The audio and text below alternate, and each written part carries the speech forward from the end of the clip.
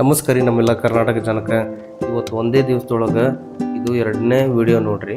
ನಾನು ಜಾಬ್ ಬಗ್ಗೆ ಮಾಹಿತಿ ಕೊಡಾಕುಂತಿದ್ದು ಯಾಕಂತಂದ್ರೆ ನಾಳೆನೇ ಲಾಸ್ಟ್ ಡೇಟ್ ಐತಿ. ನಾನು ಈ ವಿಡಿಯೋದಾಗ ಏನು ತಿಳಿಸ್ಕೊಡ್ತೀನಿ, ಯಾರಿಗೆ ಅಪ್ಲಿಕೇಬಲ್ ಆಗ್ತೈತಲ್ಲ ದಯವಿಟ್ಟು ಅದನ್ನ ಅಪ್ಲೈ ಮಾಡಿರಿ. ಉದ್ಯೋಗವನ್ನು ಪಡೆದುಕೊಳ್ರಿ, ಜೀವನವನ್ನು ರೂಪಿಸ್ಕೊಳ್ರಿ. ನಿಮ್ಮ ಹತ್ತಿರ ಸ್ವಲ್ಪ ಟೈಮ್ ಇದ್ರಪ್ಪ ಅಂದ್ರೆ ಈ ವಿಡಿಯೋವನ್ನು ಕೊನೆ ತನಕ ನೋಡ್ರಿ. ನಾನು ಜಾಬ್ ಬಗ್ಗೆ ಕೊಡ್ತಕ್ಕಂಥ ಮಾಹಿತಿ ಇಷ್ಟ ಆದ್ರೆ ಲೈಕ್ ಮಾಡಿರಿ, ಶೇರ್ ಮಾಡಿರಿ, ಸಬ್ಸ್ಕ್ರೈಬ್ ಮಾಡಿರಿ, ಪ್ರೋತ್ಸಾಹಿಸಿ. ಬರ್ರಿ ವಿಡಿಯೋ ಸ್ಟಾರ್ಟ್ ಮಾಡೋಣ. ಫೆಡರಲ್ ಬ್ಯಾಂಕ್ ಅಪ್ಲೀಸ್ ನೇಮಕಾತಿ ಆಗೈತಿ 2026.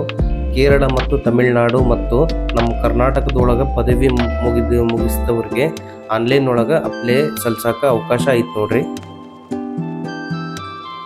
ಈ ವಿಡಿಯೋದಾಗ ಏನೇನು ತಿಳಿಸ್ಕೊಡ್ತೀನಿ ಅಂತಂದ್ರೆ ಪ್ರಾರಂಭದ ದಿನಾಂಕ ಮತ್ತು ಮುಕ್ತಾಯದ ದಿನಾಂಕ ಆಲ್ರೆಡಿ ತಿಳಿಸ್ತೀನಿ. ವಿಷಯ ಸಂಪೂರ್ಣವಾಗಿ ಜನಕ್ಕೆ ತಿಳಿಬೇಕಂತಂದು ನನ್ನ ಉದ್ದೇಶ.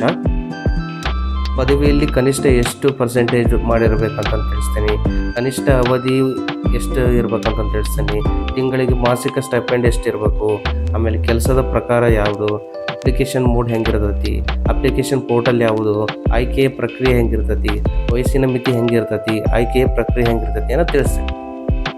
ಫೆಡರಲ್ ಬ್ಯಾಂಕ್ ಅಪ್ರೆಂಟಿಸ್ ನೇಮಕಾತಿ ಒಳಗೆ ಎಷ್ಟು ಅಂಕಗಳೊಂದಿಗೆ ಅವರು ಗಳಿಸಿದ್ರೆ ಪದವಿದೊಳಗೆ ಅವರು ಅಪ್ಲಿಕೇಬಲ್ ಆಗ್ತೈತಿ, ಆಮೇಲೆ ಅಪ್ಲೈ ಮಾಡೋಕ್ಕೆ ನಾವು ಚಾನ್ಸ್ ಇರ್ತೈತಿ ಅಂತಂದ್ರೆ ಕನಿಷ್ಠ 50% ಮಾಡಿರ್ಬೇಕು.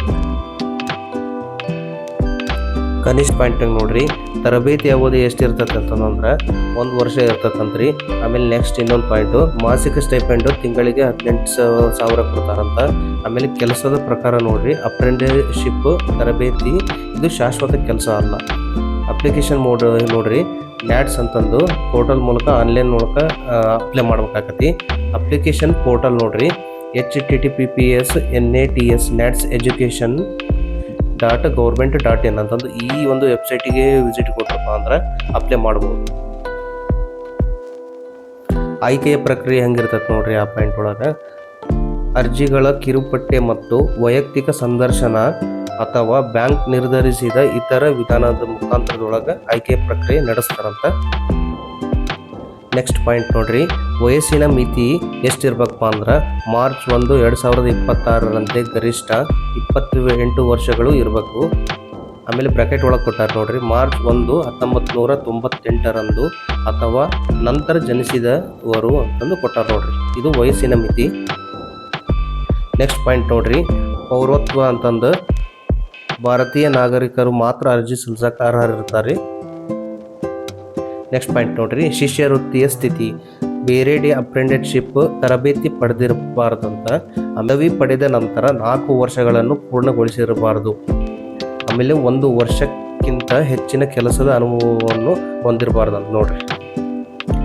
ಅರ್ಜಿ ಶುಲ್ಕ ನೋಡ್ರಿ, ಫೆಡರಲ್ ಬ್ಯಾಂಕ್ ಅಪ್ರೆಂಟಿಸ್ ನೇಮಕಾತಿ 2026ಕ್ಕೆ ಯಾವುದೇ ಅರ್ಜಿ ಶುಲ್ಕ ನಾನು ಕೊಡ್ತಕ್ಕಂಥ ಮಾಹಿತಿ ನಿಮ್ಗೆ ಇಷ್ಟ ಆತಂತಂದು ತಿಳ್ಕೊತೀನಿ.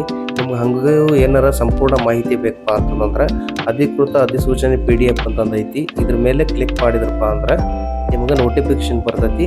ದಯವಿಟ್ಟು ಇದನ್ನೇನು ಮಾಡಿರಿ, ಒಂದ್ಸತಿ ಈ ಪೋರ್ಟಲ್ ಬಂದು ಓಪನ್ ಮಾಡಿಕೊಂಡು ಓದ್ಕೊಳ್ರಿ, ಸಂಪೂರ್ಣವಾದ ಮಾಹಿತಿ ತಿಳ್ಕೊಂಡು ಅಪ್ಲೈ ಮಾಡ್ಕೊಳ್ರಿ.